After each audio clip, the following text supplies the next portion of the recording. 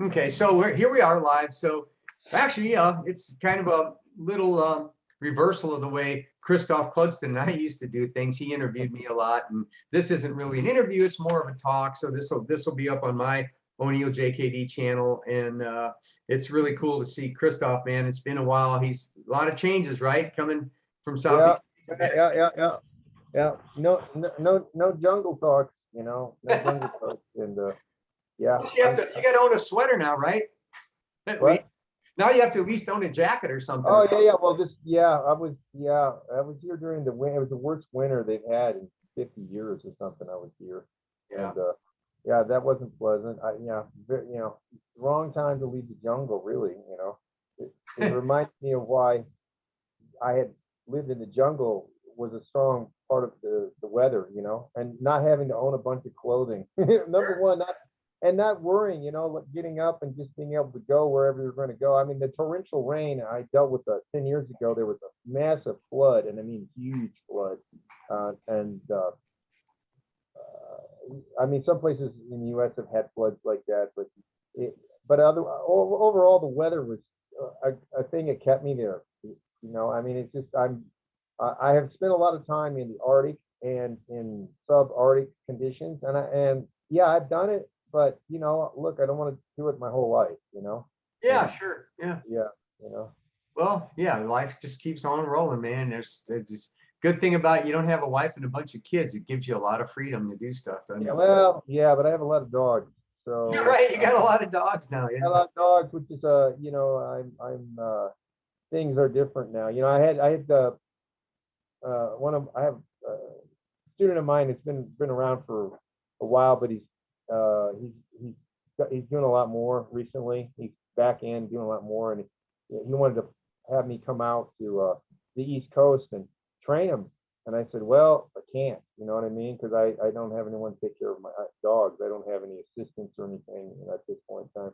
So he had to make his way here, which is not easy because I'm in the middle of nowhere, and which is going to change soon. But I've lost some business that way, but yeah, I mean, the dogs are a full time commitment. Without hopefully, when I'm moving, I will have an assistant though. That's one of the things that will help me quite a bit.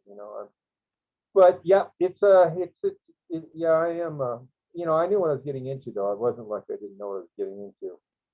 And I'll tell you what, these dogs, they don't try to connive and get more out of you, and they're not going to try to take everything I Right, have. right. I know. I get it, man. I've got a lot of buddies who are divorced, especially who, they traded in their wives for a dog or two, and life's a lot easier, and then the loyalty's there and Yeah. whatnot. So, No, they don't lie to you. They don't lie to you. You know what I mean? Like yeah. the dogs don't lie to you. I mean, I know, and I have some. I mean, most of my dogs I saved from imminent death. I mean, uh, one I got there 2 hours before she was going to be killed, Oh, that's pretty and tough.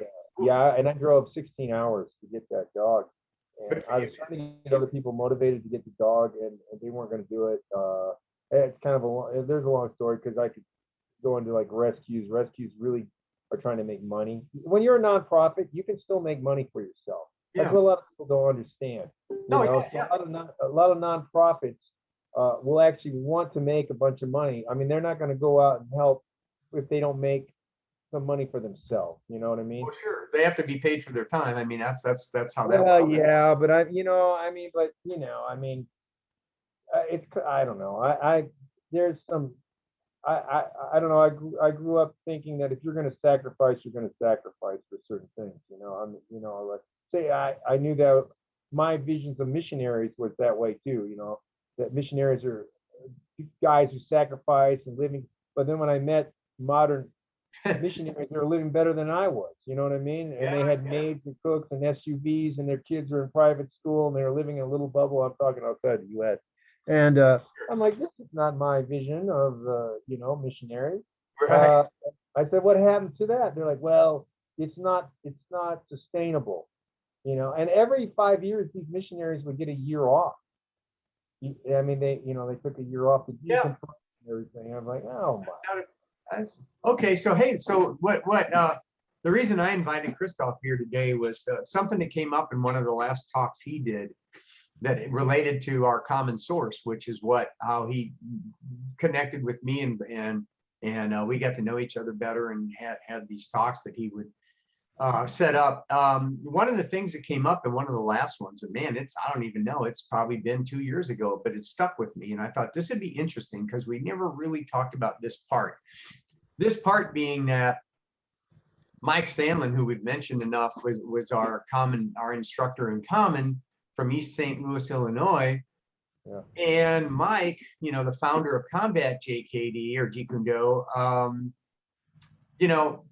he was, and this is coming out more and more as I talk with other people too, is in many ways, and this goes back to something you mentioned when you were here in St. Louis back in the 80s, and Dan Asano and Mike Sanlin met face to face, and I know it kind of came out, it came out that what Mike was doing and his student Carl, being the connection from Dan to Mike, I won't go into all that again, we talked that out before, but the idea that what Bruce intended for Jeet Kune Do is what the concept was, that it's a process. It's not another fixed, stylistic system where everybody's supposed to strive to look alike, when no two people have the same bodies, right?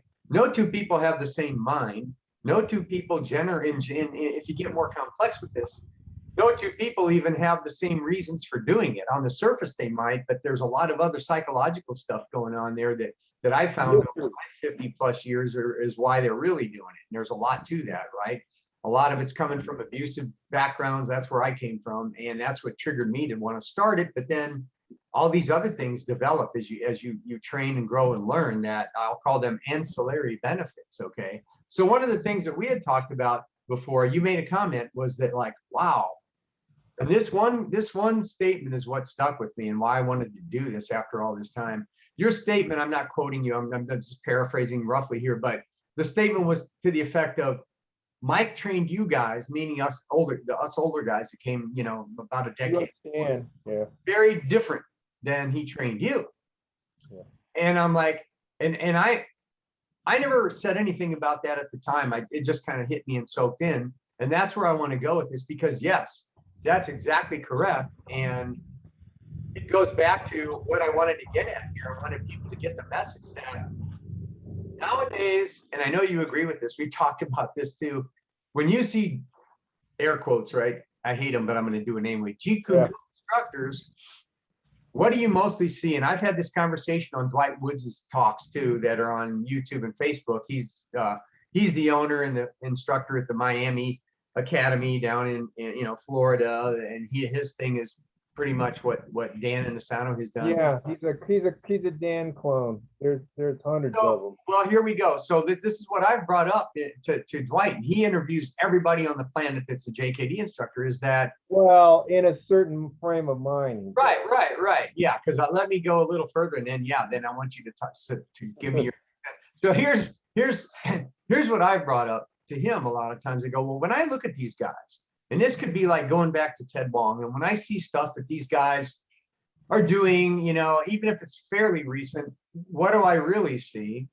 I see what you just kind of said, is I see mimicry of Bruce Lee's Jun Fan kickboxing, and it's not JKD just by the definition of the fact that it's mimicry, and it's not evolving, it's not growing, it's not going anywhere new. And now, buddy, here's the main question I wanted your opinion on, because you've been around this art forever too, is this. This hit me one time after my last Dwight talk, and it was this. I wonder, I'm trying to give these guys a little wiggle room here and a little credit in a way. I wonder if, because of all the legality stuff about using the Jun Fan kickboxing name, if a lot of these guys suddenly found themselves hanging out in the breeze going, well, what are we supposed to call it now? And so a lot of them maybe would not have been calling what they do Jeet Kune Do or JKD if it weren't for that little problem. And so maybe this was just a word replacement because at least it still came from Bruce. This is a thought that hit me not long ago. I kind of wonder, what do you think about that possibility? You mean when Linda and Shannon sued Dan had to give up using part of the name, but from what I understand, like in Europe, that doesn't apply, and they're still using that, because I've commented to people and in England that are doing that, and it's like, no, we can do it. And then I also found out that if, like, there's all these guys in India who are calling themselves JKD, and they have zero connections to anything. Yeah. They didn't train with they didn't train with Bruce. They didn't train with anybody that Dan trained. They didn't train with the Seattle guys. None of those guys. No one. And they're calling themselves JKD. I'm like, what in the hell, And as long as they don't say Bruce Lee's JKD, because they've, from what I understand, legally in the U.S., JKD is like a generic term now. Exactly. Yeah. Yeah. And so, like, if someone were to say O'Neill JKD, you could go after them. If they weren't certified, right? So people can call themselves JKD. And that was one of my things. I was pushing that British guy from Ipswich, Wong. Wong. He wants to call himself Master, whatever. And he had a big following. I don't know what's happened to him, but he does JKD and Wing Chun. And it's like, and I went after him. I said, what is your lineage to JKD? I mean, who, you know what I'm saying? Like, the thing was always with us, like, what are your guys' lineage? I said, we have a lineage. It's just you don't know about it because we were pretty much underground, Yeah. And I mean, people knew. I mean, there were people who knew you, but they didn't know you worldwide. I mean, when you guys, like, again, when you guys were running, you guys were one of the big seminar places. I mean, Jay spawned all that stuff, really, and Jay DeModel, that is, and he spawned it. And of course, I knew it. I was right there in the epicenter, and that's when the seminar circuit was taking off, and Bunak and Dan were making a bunch of money from seminars. Probably Bunak more than Dan, anyway, so that happened. But there's a lot of people who are saying the name because they get some instant recognition, right? And then they also, but they're cookie cutter, they are cookie cutter. And that's one of the things when we were talking about the company that I did videotapes and went to DVD with originally, and they had done a couple JKD guys. And they were like, well, what, they hadn't seen tape of me yet. They just talked to me. I said, well, I don't look anything like those guys. I said, there are 1,000 guys that Dan trained. I said, they look like all of Dan's guys. And I said, there's lots of them. And you know that. I mean, you and I know that because we saw them. And I said, a lot of these guys are seminar trained too. They're not even actually, they weren't in person trained. They were trained in seminars, which is I just don't think that the depth and quality is there when you're training over a bunch of years at seminars. It's not the same, No.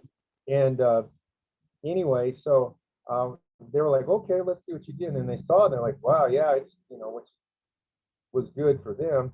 And so I burst on the scene, and I had a lot of people, you're not doing JKD? Yeah, because I was evolving. And I was doing Mike Sanlin, which they didn't know. Mike Sanlin, we've gone through that because people thought he was a fictional character, number one, because I mean, Mike was, let's just be real. Mike was a difficult guy to deal with. And when I got to him, he was far more difficult than he was during your guys' career. Oh, yeah, way more. Yeah. Yeah, and then even his daughter said, yeah, that was, I said, well, wasn't I lucky? You know what I mean? And then he did, and then later, because one of the reasons I wanted to connect with you guys, I thought you might know about Mike's newer students. And he never had anybody. I mean, he did have students, but he never had anybody after me who made it, which is, I'm like, how in the hell did that happen? You know what I mean? Like, and his daughter said that, well, he kind of shut down. He quit, I mean, he's always teaching little things, but people they didn't follow through on it. Right. And when I was there, I knew, like, I got to get as much as I possibly can when I'm here, because I don't know how long I can stay here.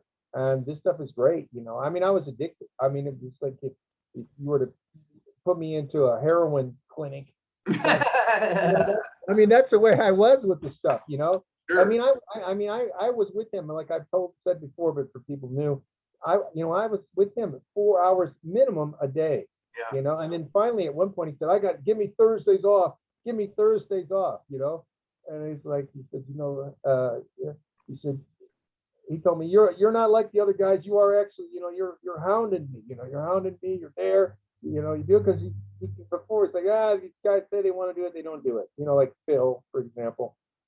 And I've had people like that with me when I've trained them, and they assume that you're going to be around forever, and they can do it on their schedule. You know, and I didn't assume that whatsoever. I was like, I got to get all this. I got to get it as soon as possible. But I was learning every day too. So Well, it was plus a totally you came different. into town and moved here to train with them. It's not the same as being somebody who was, you know, Yeah, lived well, I actually I moved, and I went to a 3 or 4 different people, you know, and I was like looking, you know, because I'm like, I want to, you know, get my martial arts better, because I had done a bunch of things like a lot of people have that come to JKD. It used to be that way. And then I met someone who had been one of the students around the time when you guys, somewhere after you started, but you know, that time period when he was running real classes, when uh, Mike was running the real class you're talking about. The guy's name was Jan. And so he's like, yeah. well, you got to know this guy. And so yeah, it was just, you know, fortune, but Mike, this is not by accident. You know what I mean? He went through his whole thing, you know. Sure. So Contact. yeah. So what I wanted to get at here, and you just covered some of it right there, which is great, is the idea that that prompted me to want to do this little talk was talking about the idea that we just started off with the idea that you see a lot of so-called JKD guys, and they're really mimicking the old Junfan kickboxing, which is by definition not JKD, because that was Bruce's personal thing. And he wanted, you know, Dan, as you mentioned before, Dan said to Mike Sanlin when they met in the right there around 84 that Bruce intended for these instructors to do like what Mike's doing with the combat JKD. That's to take the principles and do something with them and make it evolve like you did, you know, like I've been doing, and others. There's a few others, you know. So far, when I go online and talk to other guys and Dwight, and there aren't many that are doing anything that's really Jeet Kune Do by definition of being an evolving art. So this brings me to the main core of what I wanted to bring up, and that, as you had mentioned it, Mike trained you really different, you know, from the rest of us. And every one of us was trained different from the rest of us. And that's what I wanted to bring out. It was very different. And this is pretty cool because, so the guys that they said, you know, should teach were Stan, and then me, and then Norm Travis. And then like 10 years later, you know, there's like nobody in between that they really wanted teaching. When I say they, I'm talking about, you know, Mike and his top guy, Carl James. So there's this huge gap in there. For one thing, there's a big time gap that made where his head was by the time you met him very different than where he was when he met us. However, what's fascinating is, and this is really what I wanted to bring out, is Mike was really true to the JKD process, because the idea that Bruce had was every guy's different. His body's different, his personality is different, his level of understanding is different. And Mike was, I'm going to say Mike was like, he had this genius thing in him where he was this kind of teacher who would look at you and see how you responded to things. And he would always test you in all kinds of different ways, even by making a simple statement. You know, one of the first things he did to test me is very interesting, and this is comical though. I had this Chinese family over in Collinsville, Illinois, where I grew up, that I befriended when I was doing a talk. When I was 19 years old, I was invited to do a talk at the high school I went to in Collinsville. And they had a new Asian studies program they were trying to kick off. They said, can you come in and do a talk about how Chinese culture has influenced their martial arts and the other way around? And I said, oh yeah, that'd be fun. So, you know, I took some time, I put it together, and there's some young Chinese kid, 16 years old, with his arms folded, trying to look all poker face like Bruce Lee is staring at me while I'm talking, waiting for me to get to the demonstration portion of this thing. So I asked this kid to get up, and I gave him an air shield, which was an old football training. Oh, yeah, yeah. Yeah. No, you didn't do the 1967 sidekick, Yes, did you? that's all we had, man. Yeah, we had those old air shields, which is a car inner tube folded inside of this really tough. Mike gave me that. Mike gave me Yeah, that one. he gave you his. Yeah, I had two of them, right?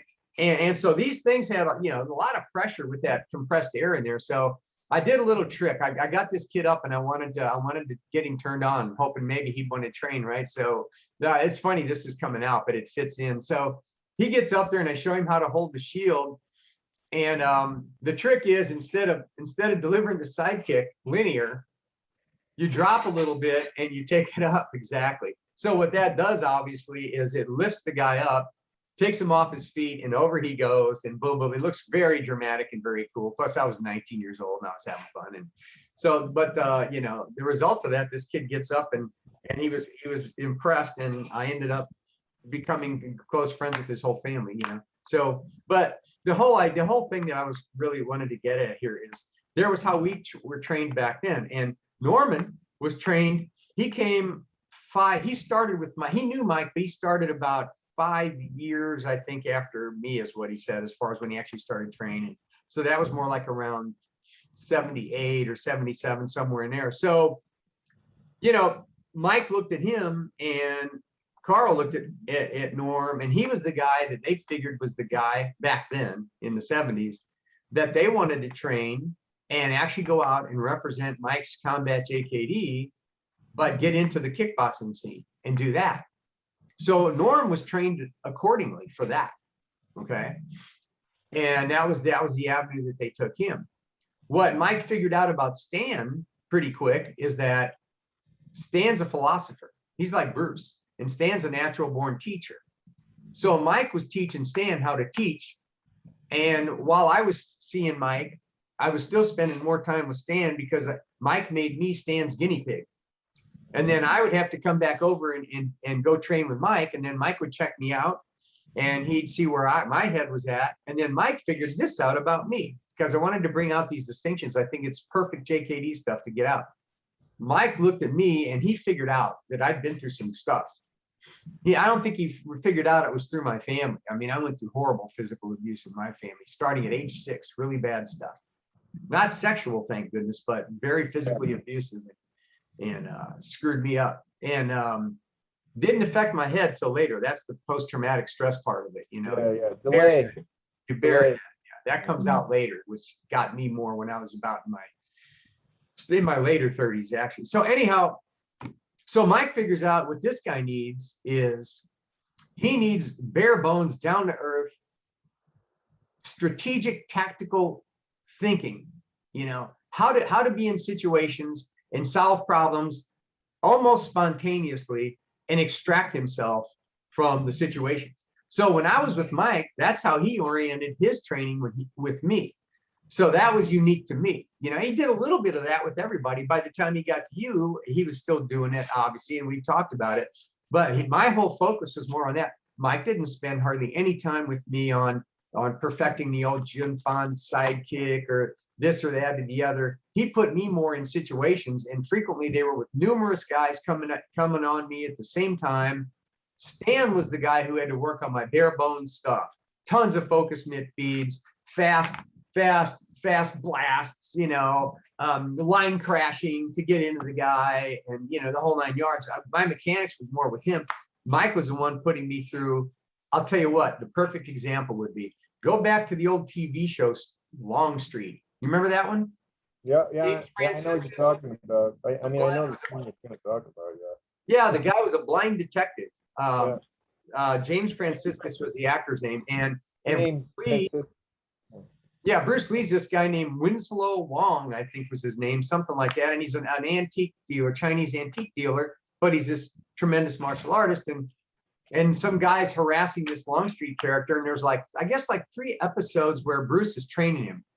And it's a perfect example of real JKD, because Bruce was actually he was acting, but he was teaching a real JKD class in this TV show. Yeah. That's perfect, man. Yeah, I tell people you got to watch this. I intercepted your movement. Yeah. Yeah, it was great. It was great, you know. And he taught this guy how to adapt to the environment and to use his hearing because he couldn't use his vision. And it was just, well, in a way, in my way, that's more the approach that Mike took with me, see, which is, this makes this pretty cool stuff.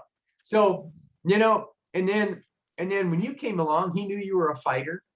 And so he oriented things specific to that for you. So this is stuff guys got to hear, man. It's like, this isn't like going to like the Okinawan karate class I went to when I was a teenager, where they line you up and they're like, oh, no, your right elbow's got to be this much more. And then, and it's like, well, my right elbow doesn't do that because mine's injured, you know, and all that kind of crazy stuff where they're trying to make everybody like clones, right? And it's impossible. You can't do that. Human beings aren't built that way. You've got to orient the training to the individual. And like you said a little while ago, you ain't going to do that in a seminar setting. You ain't going to do that even in a regular class that's got more than a handful of people, because you've got to spend one-on-one time with each guy. I mean, the reality is that if you're going to do, and still to this day, because I incorporate a lot of, if I work with people, you know, and I give them skills really quickly, because what I saw what Mike was doing was a few people who had attributes. It's attribute fighting. And if you and you work on getting your attributes better, but if you can't attribute fight, you're left out, and that's why he didn't have very many people made it. So I went to more basic things that use just bigger physics rules, but I still do the attributes, because it's like, yeah, because in my opinion, here's the analogy: you can have a Ford, and I can get you to drive the Ford as best as you can, but you're never going to be a Ferrari, you know. So, but if I can work on your tools and your attributes, then I can give you a Ferrari, you know. So I still do the things with like that. I have to be one-on-one. They can't be done in a class. You can do it with maybe two people, but you're going one-on-one with each person. That's right. Yeah. Each person is motivated differently, and you have to know, you have to be able to know what psychology is going to work with them, and also how people try to cheat you. When you've been doing it for years, there are certain things like, you know, I mean, of course, Mike said them to me, but then I noticed he's training people too. There's things like when someone is bigger and stronger, they try to cheat one way. When a guy is smaller and whatever, they try to cheat another way on the pad or on the drills, you know. It's like, you're not here to cheat the drill. I'm here, the drills to try to make you better. You know what I mean? But your ego is caught up in trying to. That's it. Yeah. That's what it is. Beat the pad. And now those drills could change. Like you know, my template was Mike's stuff, but I change it every time I have a different person and stuff. And that's something you will never see with these other JKD guys. And they don't know about it. And a lot of them are not capable of doing it. I mean, they just aren't.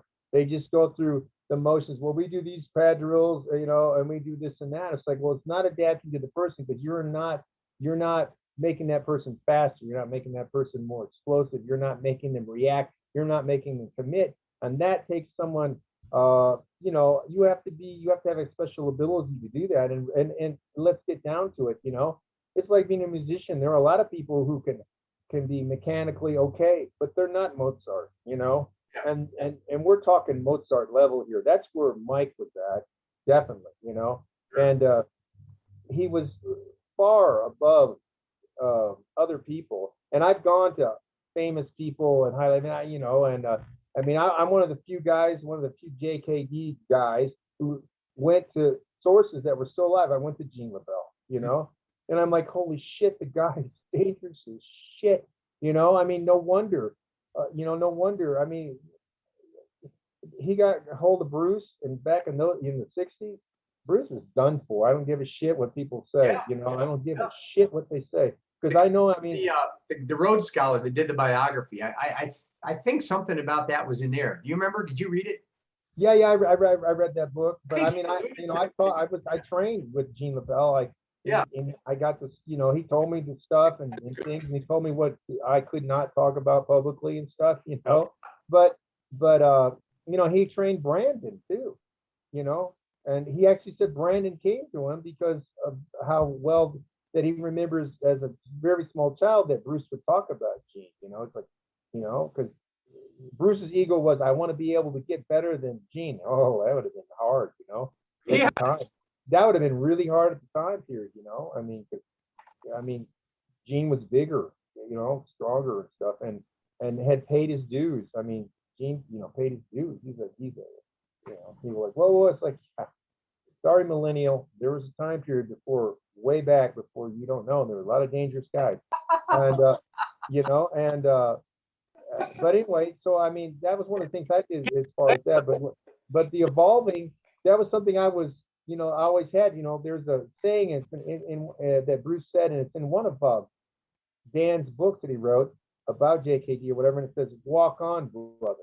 And I said, you know, and I used to say that I've done that. You guys haven't. You're still stuck in '67 trying to figure out what he was doing with the sidekick.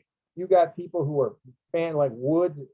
Dwight is a fanboy of everything, you know, and that doesn't allow him to grow, you know. Oh, you know, Bruce did this and he was wearing this shirt. Who gives a shit? You know what I mean? You're missing the point, you know, you're missing the point of where in evolving and like, well, that wasn't part of it. Who gives a shit, you know? I mean, Bruce made errors.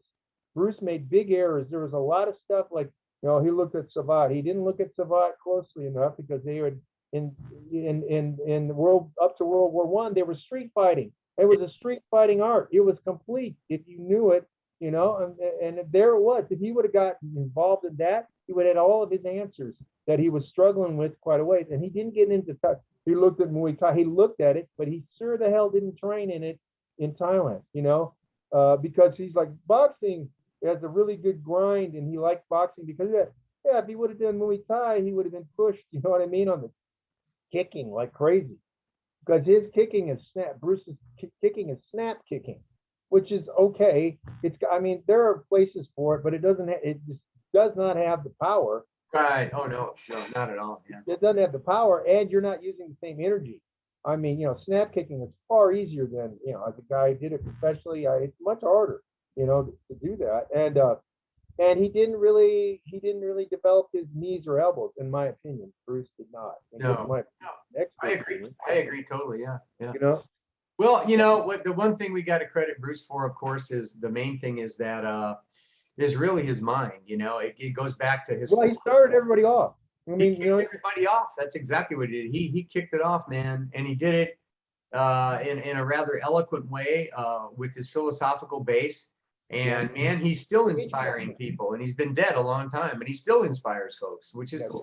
Stage presence is enormous. You know what I mean? Sure. I mean, the other guys who came along now, like okay, you know, like I'm gonna target Woods here because he likes to act like he talks to all these JKD people. He stays the hell away from Beasley.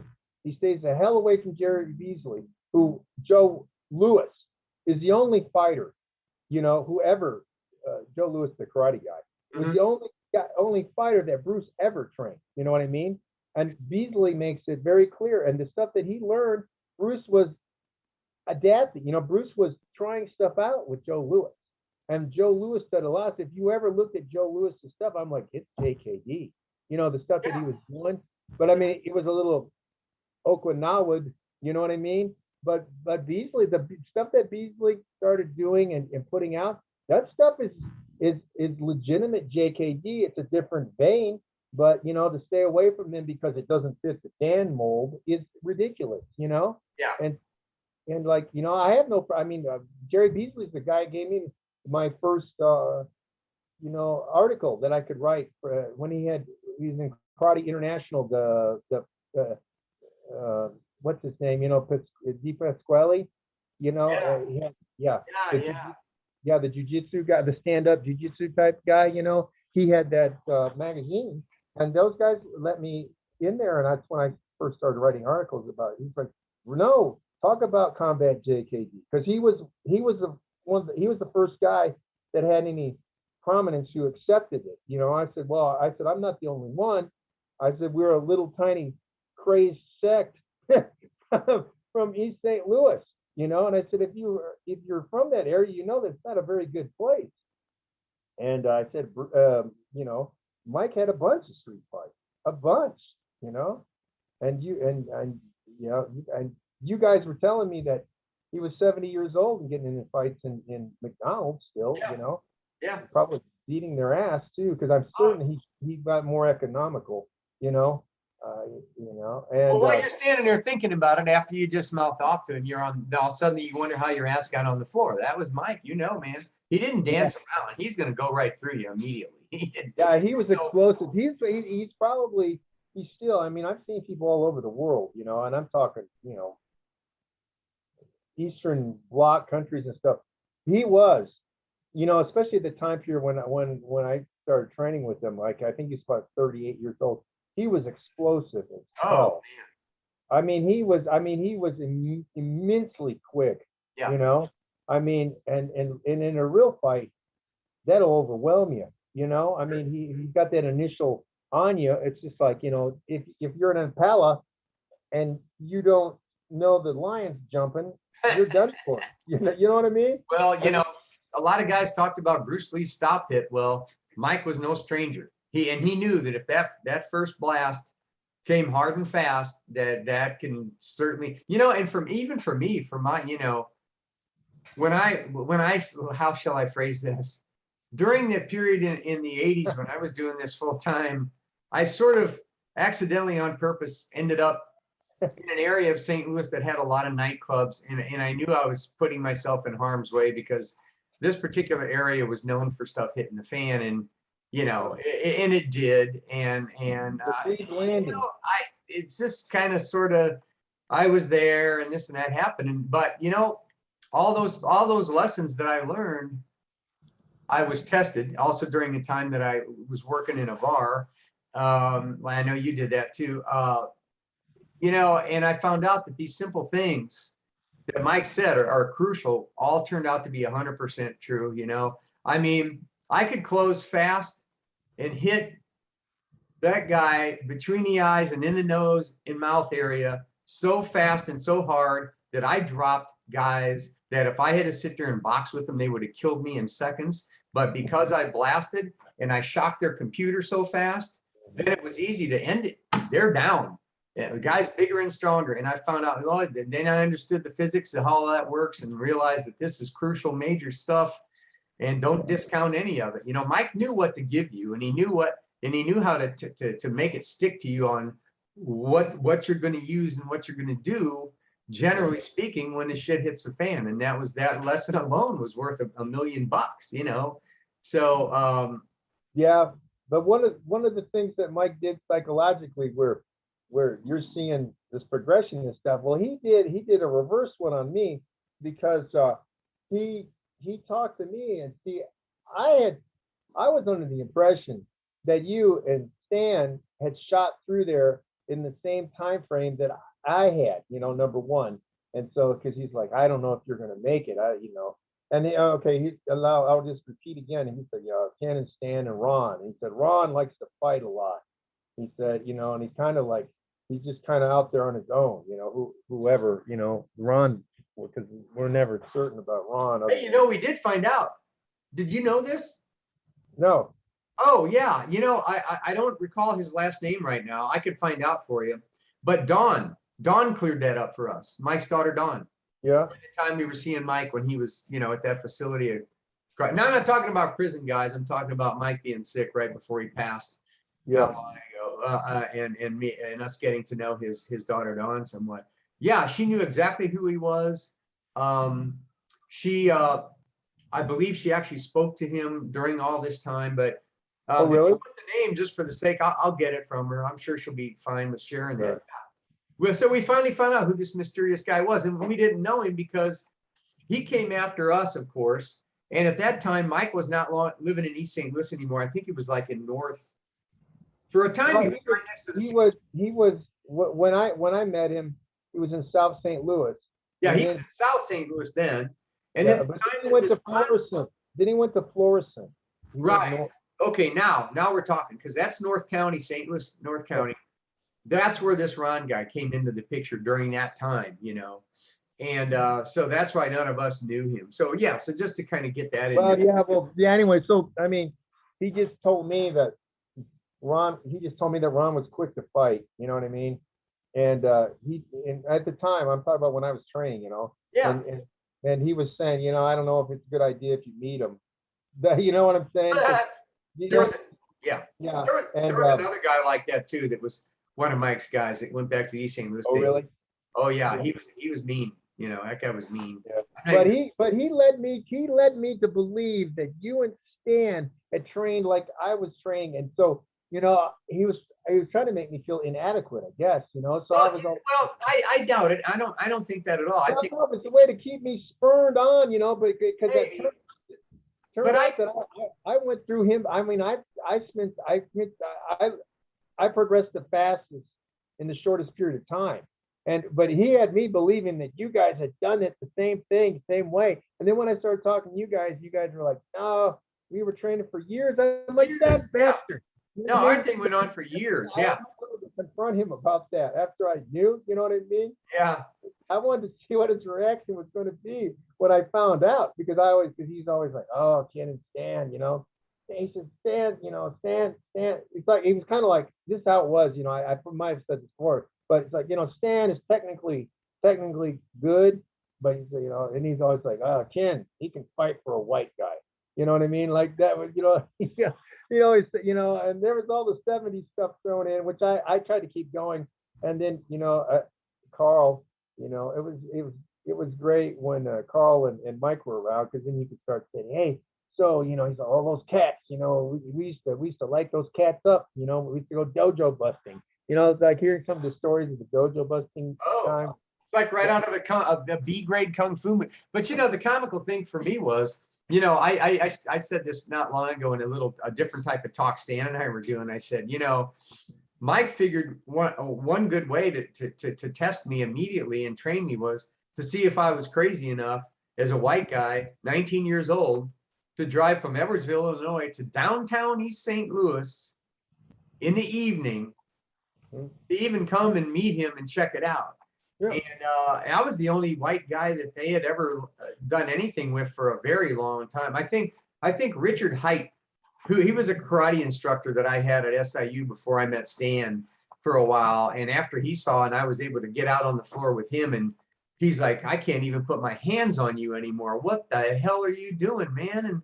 And it took him a while, and then he got up there. But by then he didn't have to come to East St. Louis to meet Mike. We set it up, and he went, I don't know, somebody's backyard somewhere or something. Mike did a lot of the backyard and basement stuff. Yeah. I trained in a bunch of parks, too. I trained in a park. Yeah.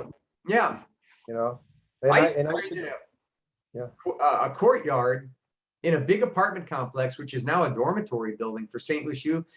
And what a weird coincidence. This building was right across the street from the Student Center, Bush Memorial Center for St. Louis University, in which I ended up becoming the assistant director of, back in 1979. Like total coincidence that here Mike was living right next door to where I ended up working for years. Really strange, but yeah, he would train me and the Chinese kid who was 16 when I met him, who I kicked and knocked down in that class.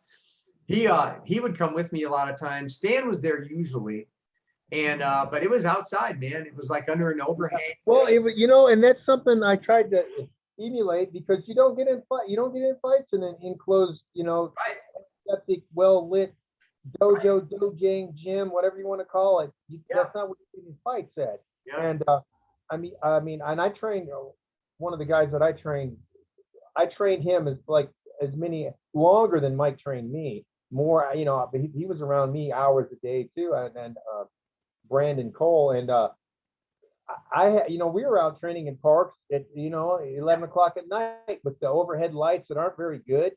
Sure. And stuff, and let me tell you, if you're doing stick stuff, it's pretty wild. Oh yeah, stick and knife stuff, because you can't see it. I know, man. Yeah, I know you can't see it. So, yeah. The knife is black and it's dark. I didn't do knife. We weren't doing knife stuff in that situation, but because we were focused more on actually hand-to-hand, because he became a professional fighter too. And so we did but I mean, that whole stuff was, I couldn't believe people just trained inside in a dojo. You know what I mean? Yeah. Because it didn't prepare them. It didn't prepare them for. But now you're going to make the jump to, like, this, because this is where you and I are on the same page more or less. Yeah. We make people wear what you're going to wear. Yeah. And also train in that, or change what you wear. That's what I try to do. I try to get people cognizant of the fact you cannot wear these these sorts of clothing. Well, I want to do it. Yeah, and that's when the hell you get attacked, and then you're screwed. You know what I mean? Yeah, It's you just can't like even move, and yeah, are it's your just like the shoes are gun. slippery? It's like we talked about tactical shooting. Oh yeah, and where's your gun now? Well, then it doesn't matter, does it? You know what I'm saying? You know, so we have to.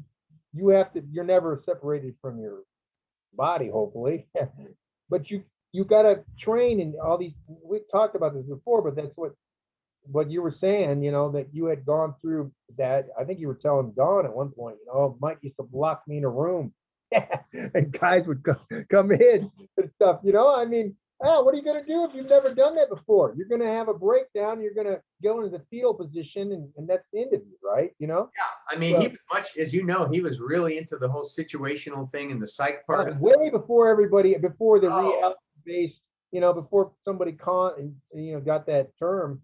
And we were constructing body armor long before mainstream, you know, all martial arts are not mainstream, but you know, the reality based guys or Blauer started putting together his, you know, Blauer tries to fit into everybody's thing. You know, it's kind of interesting to watch him try to chameleon his way through the decades, you know, how he's done stuff, you know.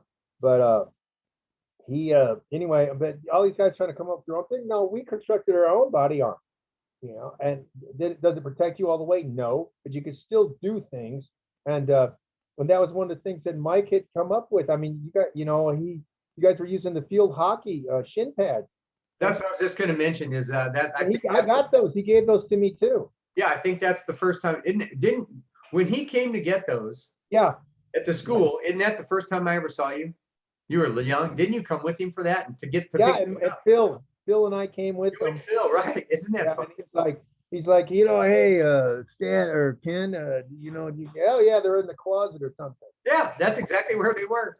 But those, yeah, I mean, oh my God, you just brought back so many memories. I'm starting to remember all the crazy crap we tried with taking a block of foam and putting it under a military surplus field jacket. You put foam under a field jacket. Remember the guys who used to walk around in New York, like walking billboards with a flap in the back and with a rope? I remember we'd take foam and put holes and, you know, put string rope on it and have foam in the front and back.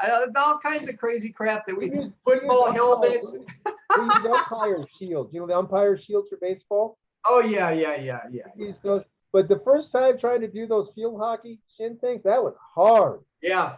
That was hard because I mean the guy wasn't stationary. You didn't have him stationary. You know what I mean? Yeah. Because Mike's like, well, this is another. They're heavy, thick, and cumbersome as hell, you know. Well, I know, but I mean for you to kick the guy. Oh, I know. I'm saying it was hard. It was a lot harder than I thought, you know. Sure. And he was like, you know, because he's like, you know, I think he told Phil put him on and move around. It was not easy. You know what I mean? No, but the commitment, you find out that's the difference on the kicking commitment. Yeah. You know what I mean? There is a lot of difference on the kicking commitment. Same thing with that side kick. You're vulnerable as hell. That's why I quit doing it. I quit doing that. We threw that out years ago too. Did he do a bunch of failure drills with you where you're going to fail no matter what you do? Almost all of them. You were going to fail. No, there was the one. Did you ever get this one? Because I was doing it to one of my guys that showed up, and these are black guys, and they're like, we didn't know that Mike Sanlin was black. I said, well, I never hid the fact, you know. They're like, because they're right, like, anyway, I remember you telling us that. You know, so anyway, they're training with me, and I said, well, I'm gonna, because they're like, well, you know, Mike. I said, well, if Mike were here, I'll give you some of the stuff that he would do, and so I'm gonna do this one, but I didn't do the sidekick one because they're not ready for it. But one of the things that he used to do is like he'd have the pad here, and then he'd move the pad real deep. Yeah. You know what I mean? For a sidekick, you have to do the sidekick. And then you go in for the sidekick. You're like, I don't really like to go in that deep for the sidekick. And then he'd grab you by the crotch and fucking upend you, you know. And it's a character test. When you're at that level, it was a character test. It wasn't. It's like sometimes you're not. You know, I asked you, you're gonna fail. You got to keep going anyway. But he used to do stuff. Boom, boom. When he'd go, there's that dick. Whack. He'd whack you in the dick with the pad or whatever, you know, or the stick. And So I started doing it with, I had a couple of these guys here and they came out, and I said, okay, they're doing this. I said, oh, guess what? And they're like, what? There's that dick, wham, Oh, I hit this guy in the crotch like 90 times in one day, but I had him paying attention. I said, I'm not telling you when I'm going to do it. I'm like, if I get close to you, you got to be on, you should be Right. aware. It was always that hyper vigilant thing. I mean, his most basic thing all the time was that, and it, it would psych you out every time for years, right? Was just standing there with a stick, Yeah. and the other guy has the focus mitt behind, right? And he's like, okay, you better do smooth, relaxed release, because the guy with the stick's job is to break your arm as soon as you jab the pad, right? And the guy standing there with the pad's pulling the pad too, so you can't hit it. So it was a double failure. So man, after you get cracked in the arm with that stick, and you're sitting there and your arms all swollen up and stuff, but it was even just a test to see if you'd come back to the next class. He was always doing shit like that. Well, there's the one that like I'll give him out of the training drill that they haven't. These other JKD guys aren't doing. Like you take a piece of, you have a wood stick or whatever, right? It's not a large stick or whatever. Then you put a razor blade at the end of it. Then you do the same thing. You got to hit the pad, but the guy tries to hit. You can't. The guy can't hit you until you've hit the pad. You know what I'm saying? Right. Oh yeah, he had a lot of different versions. Yeah. Yeah. So like, and then suddenly everybody speeds up and he's like, oh, what changed? It was about the mind, Yeah. Hey man, my favorite, and I think I mentioned this in one of our talks, but as far as I know, only Mike himself did this. I don't know that he ever tried to get anybody else to do it. But he had a guy in the back with the focus mitt, and Mike's the one that's going to hit it, right? So he has one guy on the floor kneeling with a live blade, like a sword, a real one, sharp, okay, with the edge facing up, okay? Then there's another guy on the other side with the sword with the edge facing down, like a scissors, okay? Yeah. So Mike said, okay, I'm going to come in, and he'd be pretty far out. He goes, I'm gonna blast in, and I'm gonna go, pow, I'm gonna hit and retract that thing, and you guys got to cut my arm off. And he'd do it. He'd go, spam, but I mean, that I think his whole thing with that is like to show you how far he would go, to test himself. And it was crazy, but man, that's part of why the guy was at the level he was at, because he would take it to the ninth, and it was pretty. Yeah, there's a bunch of stuff I could talk about and do, but like the people who've never seen it or whatever, they're just gonna say, oh, that's a bunch of, Yeah, right. Yeah. That doesn't exist. We weren't walking around with smartphones back then, videoing all this. Unfortunately, I mean, shit. The little bit we got of the guy was because thank God Stan was in the films in the '70s and went out and bought a little Super 8 camera. I mean. And we missed. I was trying desperately hard to get the last year or something going on, to chronicle stuff for a legacy and everything. And, that fell to pieces. So, I mean, we've lost the whole thing. And I don't think everybody I mean, I did. I don't think other people were realizing that we're losing a well-sourced, and at least for us, a historical jumping off point that should have been chronicled, Well, I mean, thank goodness at least we got, we've done these talks, we just did this again too, and to keep it alive, but well, I'm going to have to go to work here in a minute. So I wanted to thank you, man, for letting me get you going and talking about that one aspect of it. So I felt like it was important to get it out there, man, how unique this was again, and yet to really point out that we were all trained differently and we were done that way on purpose to work on our individual psyches, and this guy to help mold our psyches to be stronger, man. That's good stuff. So anyway, well, buddy, let's develop us to be independently different. Big time. Express yourself totally, and there you go. And authentically. I think that's the paraphrasing. Bruce's line. No, that's well said, and that hits it on the mark, man. So well, we can keep in touch as we've been doing a bit here, and I thank you again for taking the time to do it. You better feed those puppies, huh? Yeah. They've eaten for their first meal today, so they're good. Oh, that's cool. Well, all right, man. Thanks again, and we'll talk soon. Hey. Okay, Okay, bud. Thanks. See ya. Bye-bye. bye.